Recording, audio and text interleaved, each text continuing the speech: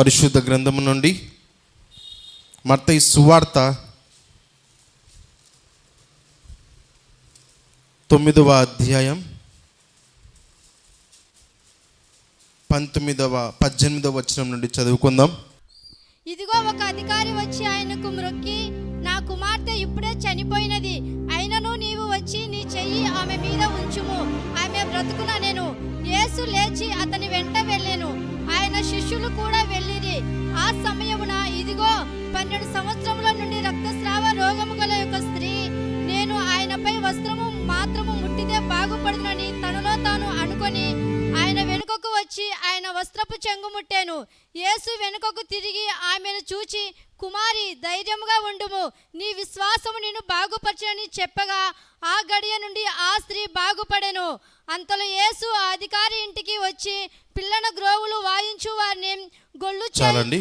ఆ యొక్క యాయీరు కుమార్తెను బాగు చేయాలని ఆయన బయలుదేరిన సమయములో మార్గ మధ్యములో జన సమూహములో ఆయన వెంటే వెళ్ళే సమయములో వారు యేసు ప్రభువును తాకుతున్నారు, ముట్టుతున్నారు. అంతలో 12 ఏళ్ల నుండి రక్తస్రావం రోగముతో అనారోగ్యముతో బాధపడుతున్నటువంటి ఒక స్త్రీ ఆయన వస్త్రపు చెంగును ముట్టితే చాలు స్వస్థత కలుగుతుంది అని నమ్మి విశ్వాసం ఉంచి ఆ జన సమూహములో ఆయనను ముట్టాలి అని, ఆయనను తాకాలి అని, ఆయనను తాకితే స్వస్థత కలుగుతుందని నమ్మి విశ్వసించిన ఆ స్త్రీ ఆ జన సమూహములో యేసు ప్రభు వారిని వెళ్ళి ముట్టడం, స్వస్థత జరగడం. యేసు ప్రభు వారు అన్న ఒక మాట, నాలో నుండి ప్రభావము మరి ఒక్కరికి బయలు వెళ్ళినది ఎవరు వారు అని అడిగినప్పుడు ఆమె మౌనంగా ఉన్నది.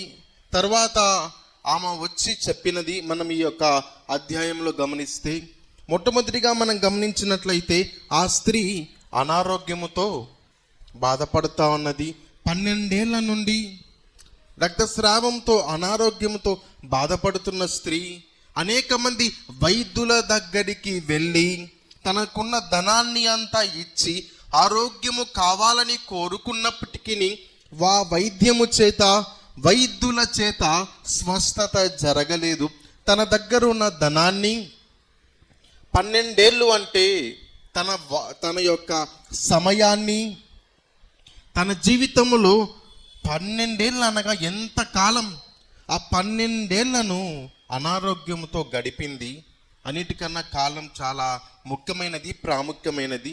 12 ఏళ్ళు ఎన్ని సంవత్సరాలు, ఎంత కాలం, అంతకాలం అనారోగ్యముతో బాధపడుతూ అంతకాలం తన దగ్గర ఉన్న ఆ డబ్బునంతా ఇచ్చి వైద్యుల దగ్గరికి ఇచ్చి అయినా కూడా స్వస్థత జరగనటువంటి రోజుల్లో ఆమె ఉంటుండగా ఒక్కసారి విన్నది, యేసు ప్రభు బాగు చేస్తాడు, ఆయనను ముడితే చాలు అని. పరిశుద్ధ గ్రంథంలో మరి ఇంక ఎవరు లేరు. ఈ స్త్రీ వలె నేను ఆయన వస్త్రాన్ని ముట్టితే బాగుపడతాను అని విశ్వాసం ఉంచిన వారు మనం గమనిస్తే, ఆయన వెళ్తున్న సమయములో ఆమె ఉన్న అనారోగ్యాన్ని బట్టి, ఆమె విన్న వాక్యాన్ని బట్టి, యేసు ప్రభు గురించి వినిన దానిని విశ్వసించి ఆయనను తాకాలనుకున్నప్పుడు ఆమె పరిస్థితి చాలా ఘోరమైన పరిస్థితి. అనేక సంవత్సరాల నుండి అనారోగ్యముతో ఉన్నది కాబట్టి ఇంక ఎవ్వరికి చెప్పుకోలేని పరిస్థితి, ధనమంతా కూడా అయిపోయిన పరిస్థితి, ఇంకా ఏమీ లేదన్నప్పుడు దేవుని మాటను, ఆయన చేసిన కార్యాన్ని విన్న తరువాత నేను ఈ యొక్క ప్రసంగం ప్రారంభంలో ఒక మాట చెప్పాను, అనేక మంది వెళ్ళి ఆయన మీద పడుచున్నారు, అయితే ఆయన వస్త్రాన్ని తాకుతున్నారు. వారందరికీ స్వస్థత కలిగినట్టు ఈ సందర్భంలో రాయబడలేదు, కానీ ఆ స్త్రీకి మాత్రమే స్వస్థత కలిగింది. ఆ స్త్రీకి మాత్రమే సంపూర్ణ ఆరోగ్యం కలిగింది. మిగతా వాళ్ళు తాకిన వారు మౌనంగా ఉండిపోయారు. ఎందుకని? అంతమంది యేసుక్రీస్తు ప్రభువుల వారిని తాకినా వారికి స్వస్థత జరగలేదు. ఎందుకని ఆ ఒక స్త్రీకి మాత్రమే స్వస్థత కలిగినది అంటే, అందరిలో ఒక విధమైనటువంటి ఆలోచన, ఈమెలో ఒక విధమైన ఆలోచన. ఏంటి ఆ ఆలోచన?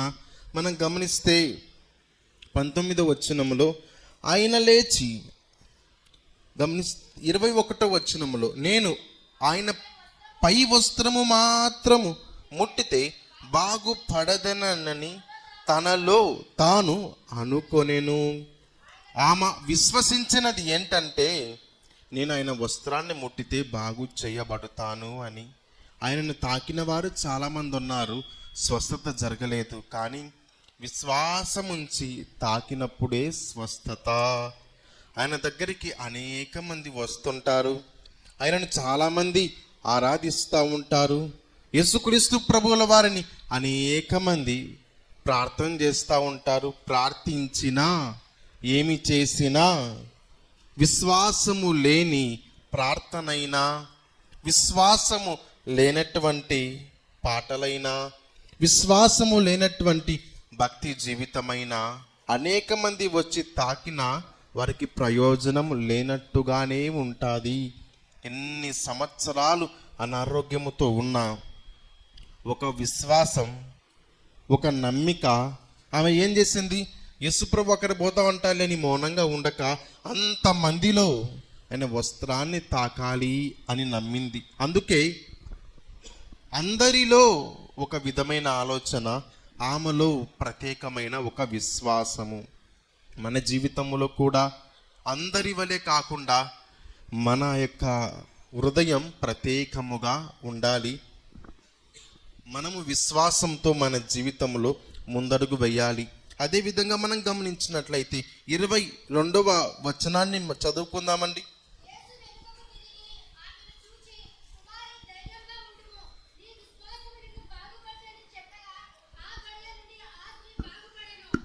ఆమేన్, ఆమేన్, ఆమేన్. మనం గమనించినట్లయితే నీ విశ్వాసము నిన్ను బాగుపరిచెనని చెప్పగా ఆ గడియ నుండి ఆ స్త్రీ బాగుపడెను. ఏమైందంట అండి? ఆ సమయము నుండి బాగుపడెను. ఎంతోమంది ముట్టారు, కానీ బాగు కలిగినది, మంచి అయినది ఆ విశ్వాసం ఉంచిన ఆ తల్లిగారి విశ్వాసమును బట్టే. చాలామంది పాస్టర్ గారు మీరు ప్రార్థన చేయండి, నేను ఇంటికి పోతున్నా అంటారు. అంటే పాస్టర్ గారు మీరు విశ్వాసం పెట్టండి, నాకేమీ అంత అవసరం లేదన్నట్టు వెళ్తారు. పాస్టర్ కాదు, పాస్టర్ విశ్వాసంతో ప్రార్థన చేస్తారు. ఎవరికైనా స్వస్థత కావాలి అంటే, ఆరోగ్యము కావాలి అంటే, నెమ్మది రావాలి అంటే మేం ప్రార్థించడం మాత్రమే కాదు, ఎవరికి వారు దేవునితో సహవాసం సంబంధం కలిగి ఉండాలి. ఎవరి రక్షణ వారిదే. ఎవరికి అందరికీ దేవుడు వాక్యాన్ని ఇచ్చాడు, అందరినీ కూడా ప్రార్థన చేయమన్నాడు. మనము చెయ్యవలసినది విశ్వాసంతో ప్రతి విషయంలో దేవునికి నమ్మకముగా జీవించుటయే. అందుకొరకే ఈ స్త్రీ ఈమె మాత్రం విశ్వాసము కలిగి వెళ్ళి ముట్టినప్పుడు స్వస్థత కలిగినది. యేసుప్రభు వారు అన్నారు, నాలో నుండి ప్రభావం మరి ఎవరిలోకి వెళ్ళిందే? ఎవరు వారు అంటే ఆమె మౌనంగా ఉన్నది. ఎందుకంటారు? ఆమె 12 ఏళ్ల నుండి అనారోగ్యంతో ఉన్నది. బహుశా ఒక 2-3 సంవత్సరాలు 4 సంవత్సరాలు వైద్యుల దగ్గరికి తిరిగి ఉండొచ్చు. ఇంకా ఎవరి వల్ల ప్రయోజనం లేదు అని అనుకొని ఉండొచ్చు. జన సమూహం ఎక్కువ మంది ఉన్నారు, వారి దగ్గరికి వెళ్ళి చెప్పడం ఎందుకు అని ఉండొచ్చు. ఏది ఏమైనప్పటికీ దేవుని దగ్గర నుండి ప్రభావం ఆమెలోనికి వెళ్ళి ఆమె స్వస్థత కలిగినప్పుడు ఆమె మంచి మేలు పొందుకున్నది. చివరిగా చూద్దాం, మత్తయి సువార్త 9వ అధ్యాయం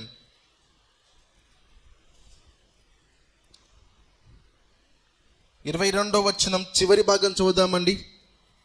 ఆ గడియ నుండి ఆ స్త్రీ బాగుపడెను. బాగు కలిగినటువంటి విధానము చూస్తే ఆమె జీవితంలో దేవుని దగ్గర నుండి శక్తి పొందుకున్నది. దేవుని దగ్గర నుండి మాత్రమే ఆ యొక్క ప్రభావం వెళ్ళినది. అందుకొరకే ఆ ప్రభావము వలననే ఆమెకు బాగు చేయబడినది. వేరొక వాటిల్లో ఏ మనిషిలో ఏమీ లేదు, కానీ దేవుడు మాత్రమే స్వస్థపరచగలిగిన శక్తిమంతుడైన దేవుడై ఉన్నాడు. దేవునికి మహిమ కలుగునుగాక. ఈ వాక్యం వింటున్న వారు అనేక సంవత్సరముల నుండి, అనేక దినముల నుండి ఏ విషయాన్ని గురించి ఆలోచన చేస్తున్నారో, ఏంది ఇంత సమయం అవుతుందా అని చింతిస్తున్నారేమో, కానీ వాక్యం సెలవిస్తూ ఉన్నది ఆమె విశ్వాసము ఆమెను బాగు చేసినట్టు, నీ విశ్వాసము నేను స్వస్థపరచును అని చెప్పినట్టు. కాలము గడుస్తున్నప్పటికీ ఒక సమయం వచ్చింది, యేసుప్రభు వారు వచ్చారు, ఆమె నమ్మినది, ఆమె జీవితంలో కార్యం జరిగినది. మన జీవితంలో కూడా నమ్మాలి, ఇది ఎటువంటి కార్యమైనా దేవుడు చేస్తాడు. ఈ స్త్రీ జీవితంలో చేసిన దేవుడు, ఈమె విశ్వాసమును బట్టి కార్యం చేసిన దేవుడు మనకు కూడా చేస్తాడు. ఎందుకంటే ఆమె నమ్మిన దేవుడే మన దేవుడు. ఆమె ఇంకా మారు మనసు రక్షణ బాప్తిసం లేనటువంటి ఇంకా పాత నిబంధన కాలంలో ఉన్నది.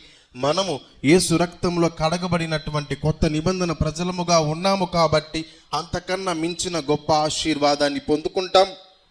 ఈ వాక్యమును మన ఆత్మీయ మేలుకై దేవుడు దీవించి ఆశీర్వదించునుగాక. ఆమేన్.